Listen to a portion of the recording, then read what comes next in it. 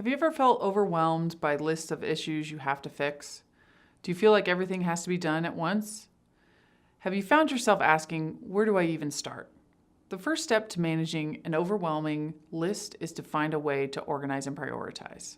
Think about it this way. If you are unable to truly focus on the task or issue, how do you expect to implement a successful solution? In this short tutorial, we will give you a tool to help you find a starting point and reach a solution. This tool is called a pick chart, which stands for Possible, Implement, Challenge, and Kibosh.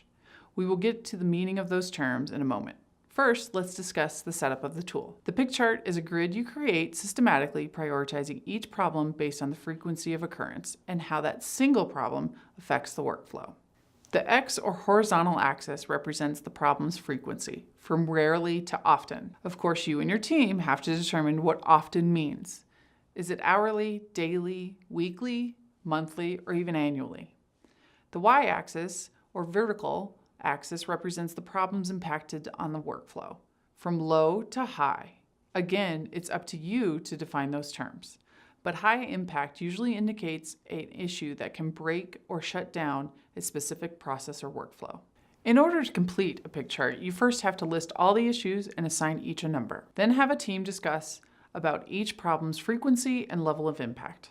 Once the group has reached a consensus, place the issue's number on the chart, using the X-axis and Y-axis as guides. If you're facing many issues, you may want to limit the discussion around placement on the chart. For example, you might halt discussion after 1 or 2 minutes, then let majority rule. Once you've charted all issues, draw a line from the middle of the horizontal axis and one from the middle of the vertical axis. This yields your 4 quadrants, P, I, C, and K, or Possible, Implement, Challenge, and Kibosh. The Possible category occupies the left upper quadrant. These indicate rare problems with a medium to high impact on the workflow, so it is possible the team will work on these issues. The Implement category occupies the upper right quadrant. These issues happen often and have a medium to high impact on workflow. Typically, a management team starts with and implements solutions for problems in these categories. Challenge issues fall into the lower right corner. These happen often but don't affect workflow as much as other issues. They may be a challenge to address due to the frequency. Finally, kibosh problems lie in the lower left quadrant.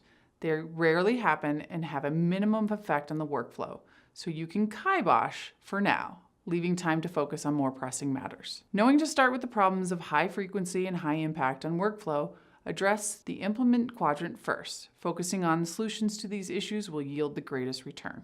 Next, it is up to the team to decide whether to tackle the Possible or the Challenge quadrant. Remember, you don't ignore issues falling into the kibosh zone, rather you don't prioritize them above other issues. Keep in mind that some people may downplay some issues because they feel they may get into trouble if they speak out. Others may promote a personal agenda due to dealing with a particular issue longer than others, or they may have a feeling their department performs better than others. In the role as a facilitator, it is important to combat potential pitfalls by taking the time to collect data and by encouraging open and honest communication. At times, perspectives are influenced by personal experience, so observations or numbers can really help clarify a problem's importance. The pick chart is a key tool that can make even a laundry list of issues more approachable. In Lessons 2 and 3 of our Metamorphosis online course, we show how to expand on this tool to fully develop a project as well as prioritize and implement solutions around issues.